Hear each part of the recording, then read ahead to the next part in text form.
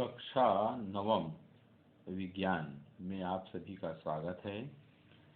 आज हम रासायनिक अभिक्रियाओं केमिकल रिएक्शन के प्रकार जैसे संयोजन अभिक्रिया, वियोजन अभिक्रिया, विस्थापन अभिक्रिया, द्विविस्थापन अभिक्रिया, ऑक्सीकरण एवं अपचयन अभिक्रिया, इनके बारे में अध्ययन करेंगे।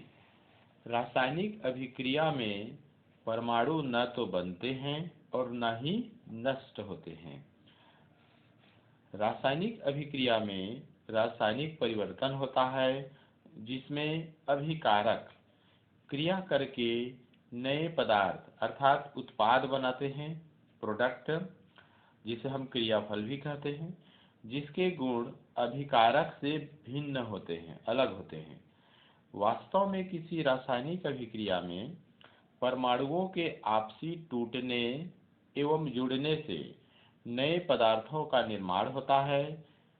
आइए सर्वप्रथम हम देखें कि रासायनिक अभिक्रिया में उसके प्रकार के अंतर्गत संयोजन अभिक्रिया क्या है। आइए, संयोजन अभिक्रिया ऐसी रासायनिक अभिक्रिया जिसमें दो या दो से अधिक अभिकारक, या आप इसको पदार्थ भी समझ सकते हैं, दो या दो से अधिक पदार्थ मिलकर एक नए उत्पाद अर्थात क्रियाफल का निर्माण करते हैं, इसे संयोजन अभिक्रिया कहते हैं। संयोजन अभिक्रिया को योगशील अभिक्रिया अथवा योगात्मक अभिक्रिया के नाम से भी जाना जाता है। आइए हम उदाहरण द्वारा इसको समझने का प्रयास करते हैं।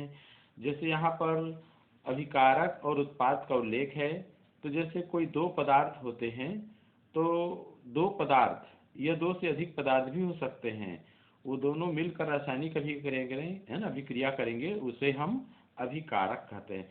जैसे मान लीजिए एक पदार्थ है कार्बन और दूसरा पदार्थ है ऑक्सीजन।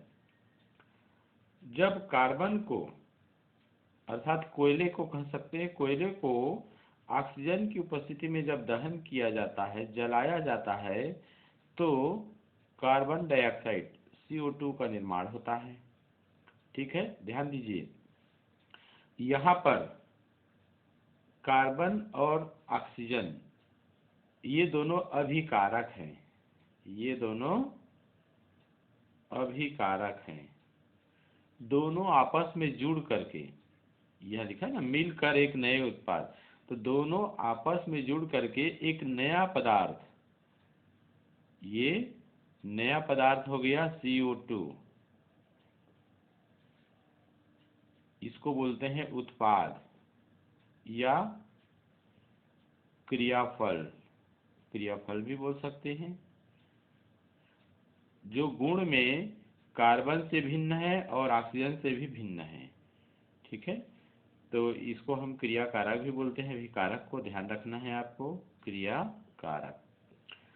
तो फिर से एक बार देखिए, जब दो या दो से अधिक पदार्थ, फिलहाल यहाँ पर दो पदार्थ हैं, कार्बन अर्थात कोयला कह सकते हैं और ऑक्सीजन, दोनों के बीच रासायनिक क्रिया कराने पर कार्बन डाइऑक्साइड CO2 का निर्माण होता है, जो बिल्कुल नया पदार्थ है, भिन्न पदार्थ है, इन दोनों से अलग ही गुण धर्म वाला है। तो दोनों ही जुड़ जा रहे हैं यहाँ पर, तो इसलिए इसको संयोजन अभिक्रिया, जुड़ना, संयोजन, ठीक है ना। तो एक नया पदार्थ, इस अभिक्रिया को संयोजन अभिक्रिया, रासायनिक अभिक्रिया कहते हैं। आइए एक दूसरा उदाहरण भी देख लेते हैं। हमारे पास दूसरा उदाहरण है, हाइड्रोजन और ऑक्सीजन से जल का निर्माण होता है। तो आइए देखते हैं, हाइड्रोजन हो गया और ऑक्सीजन, जल का निर्माण, तो H2O।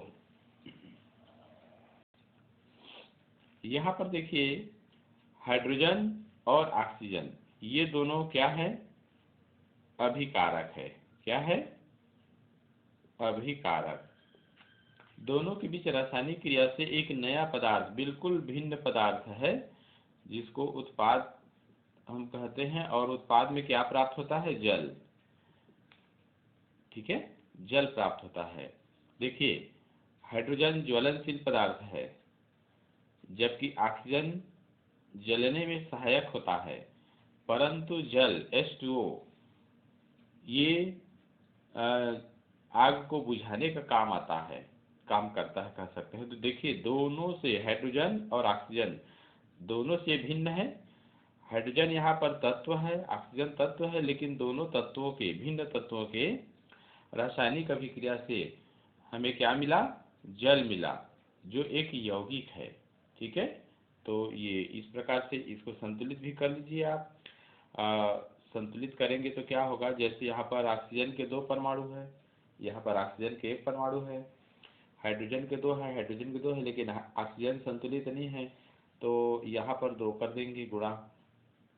तो ऑक्सीजन 2 संतुलित हो गया, परंतु हाइड्रोजन असंतुलित हो गया। यहाँ पर 2 दूनी 4 हाइड्रोजन के परमाणु हो गए, तो यहाँ पर क्या हो गए?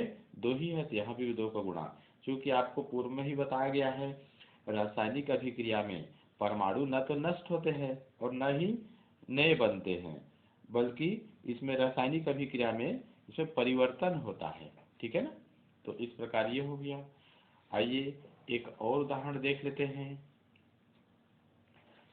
कैल्शियम ऑक्साइड, कैल्शियम ऑक्साइड चूने का पत्थर कह सकते हैं, या बिना बुझा चूना, जो हम घरों में प्रायः पुताई के लिए जो चूना प्रयोग करते हैं, चूने का पत्थर, वो कैल्शियम ऑक्साइड के रूप में ही होता है।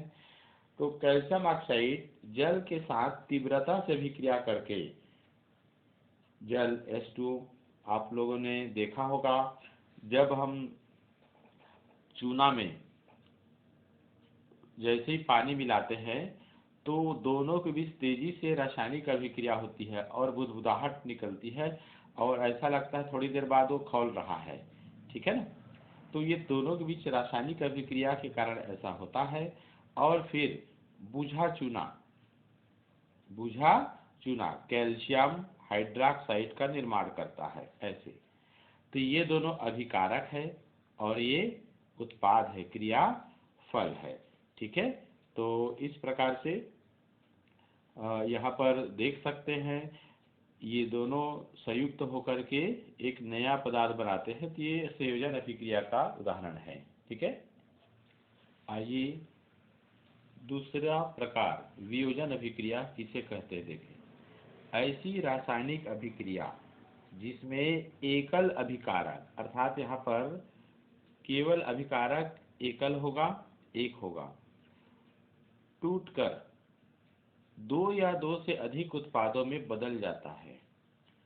ठीक है, ये देखिए, ये संयोजन अभिक्रिया के विपरीत हो रहा है। संयोजन अभिक्रिया में 2 या 2 से अधिक अभिकारक आपस में जुड़ते हैं रासायनिक क्रिया द्वारा, परंतु यहाँ पर एकल अभिकारक, वह चाहे यौगिक भी हो, है ना, यौगिक ही होता है, टूटकर 2 या 2 से अधिक उत्पादों में बदल जाता है, उसे वियोजन अभिक्रिया अथवा अपघटन अभिक्रिया कहते हैं। आइए उदाहरण द्वारा इसको समझने का प्रयास करें। जैसे देखिए, जल, पानी में अगर हम विद्युत धारा प्रवाहित करें, ध्यान से सुनेंगे, जल में, पानी में विद्युत धारा प्रवाहित करें तो विद्युत अपघटन अभिक्रिया होगी, विद्युत अपघटन अभिक्रिया होगी, और पानी हाइड्रोजन और जल, इसमें हाइड्रोजन और ऑक्सीजन में वियोजित हो जाता है, टूट जाता है। आइए पहले इसको हम क्या करें, संतुलित कर लेते हैं। यहाँ पर देखिए, ये 2 लिखिए यहाँ पर, रासायनिक समीकरण को संतुलित करना जरूरी है। तो यहाँ ऑक्सीजन 2 दूनी 4 हो गया, तो ऑक्सीजन के लिए यहाँ पर 2 करना होगा। ठीक है, तो यहाँ पर इस प्रकार से देख सकते हैं, ये 2 को आप अब यहाँ लेकर आइए। हाइड्रोजन है ना, 2 दूनी 4, तो हाइड्रोजन 4 यहाँ हो गया। तो देखिए, हाइड्रोजन के 4 परमाणु हो गए, ऑक्सीजन के 2 परमाणु, हाइड्रोजन के यहाँ पर 2 दूनी 4 परमाणु हो गए और ऑक्सीजन के 2 परमाणु। इस प्रकार से एक संतुलित रासायनिक समीकरण है। जब इसमें विद्युत धारा प्रवाहित करते हैं तो विद्युत अपघटन की क्रिया होती है, विद्युत अपघटन की क्रिया होगी। और ये जो अभिकारक है इसको हम एकल अभिकारक कहते हैं। एकल अभिकारक जल, यह हाइड्रोजन और ऑक्सीजन में टूट जाता है अर्थात वियोजित हो जाता है, तो दो नए उत्पाद बनते हैं। ठीक है ना, दो नए उत्पाद इस प्रकार से। तो ये वियोजन अभिक्रिया का है। आइए एक उदाहरण और देखते हैं हम। कैल्शियम कार्बोनेट, ध्यान से सुनेंगे, कैल्शियम कार्बोनेट अर्थात CaCO3। तो कैल्शियम कार्बोनेट का यदि हम इसको 1000 डिग्री सेल्सियस तक अगर इसको हम ताप में इसको गर्म करें, ताप दें, तो यह एकल अभिकारक जो है, अभी ये एकल अभिकारक है, यौगिक है। ठीक है ना, एकल अभिकारक।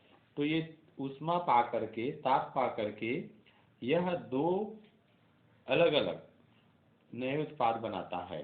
तो ये कैल्शियम कार्बोनेट बनाएगा, सॉरी कैल्शियम ऑक्साइड बनाएगा और कार्बन डाइऑक्साइड बनाएगा। ये दो नए उत्पाद हैं, दो नए उत्पाद। देखिए यहाँ पर टूट रहा है, ये टूट करके दो अलग अलग पदार्थ बन रहा है। ये कैल्शियम ऑक्साइड, चूने का पत्थर बोल सकते हैं, और एक कार्बन डाइऑक्साइड, इसको, है ना। तो इस प्रकार दो नए उत्पाद है। और आप लोग को पता ही है इसका उपयोग, कैल्शियम ऑक्साइड का उपयोग तो सीमेंट उद्योग में भी प्रमुख है, इस रूप से होता ही है ना। तो ये हो गया। आइए एक और उदाहरण देख लेते हैं। सोडियम बाइकार्बोनेट या सोडियम हाइड्रोजन कार्बोनेट भी कहते हैं। इसे यदि गर्म किया जाए, ये एकल अभिकारक के रूप में है। जब इसको गर्म करते हैं तो यह टूट करके देखिए क्या क्या बनाता है, सोडियम कार्बोनेट बनाएगा। ये सोडियम कार्बोनेट कपड़े धोने का है, ये सोडा है कह सकते हैं। और जल का निर्माण करेगा, H2O। साथ में यहाँ पर देखिए कार्बन डाइऑक्साइड का भी निर्माण करता है, ऐसे। तो यहाँ पर एकल अभिकारक गर्म करने पर यह टूटकर देखिए तीन नए उत्पाद बना रहा है। तीनों का गुण बिल्कुल भिन्न है। इनका एक बार रासायनिक समीकरण को में संतुलित है कि नहीं एक बार देख लीजिए। तो समीकरण संतुलित करने के लिए आपको क्या करना होगा, ध्यान दीजिए। जैसे ये बायां पक्ष इधर हो गया और ये दायां पक्ष, जो प्रमुख तत्व हैं उनके परमाणुओं की संख्या को पहले देखा जाता है। जैसे प्रमुख तत्व है सोडियम, सोडियम के कितने परमाणु हैं, यहाँ एक। दाईं तरफ देखिए सोडियम के कितने परमाणु हैं, तो यहाँ पर तो दो है। तो यहाँ भी हमको बाएं पक्ष में दो लाना होगा। तो दो कब आएगा, जब एक में दो का गुणा करेंगे तो दो आ गया। तो इसका मतलब यहाँ दो हम गुणा करेंगे। तो इस प्रकार सोडियम, इसको N है ये, सोडियम के यहाँ दो परमाणु है, इधर भी दो हो गया है। अब अगला जो प्रमुख तत्व है कार्बन को देखिए, कार्बन के यहाँ दो परमाणु है, और कार्बन के कितने परमाणु इधर देखिए, एक यहाँ पर है और एक कार्बन यहाँ पर है। तो दो कार्बन यहाँ भी हो गए, ठीक है। अब हाइड्रोजन को देखते हैं। हाइड्रोजन के दो परमाणु हैं, इधर हाइड्रोजन को देखिए, हाइड्रोजन के दो परमाणु हैं, सही है। ऐसे अंत में ऑक्सीजन को देखना चाहिए। तो ऑक्सीजन के देखिए 3 दूनी 6 परमाणु, और यहाँ पर ऑक्सीजन के इधर कितना है देखिए, 3 यहाँ है और एक 4, 4 और 2 6। इसका मतलब है कि यह एक संतुलित रासायनिक समीकरण हो गया। तो इस प्रकार से आज आपने संयोजन अभिक्रिया, वियोजन अभिक्रिया के बारे में अध्ययन किया है। अगली कड़ी में आप लोग को विस्थापन अभिक्रिया और द्विविस्थापन अभिक्रिया समझाया जाएगा। धन्यवाद।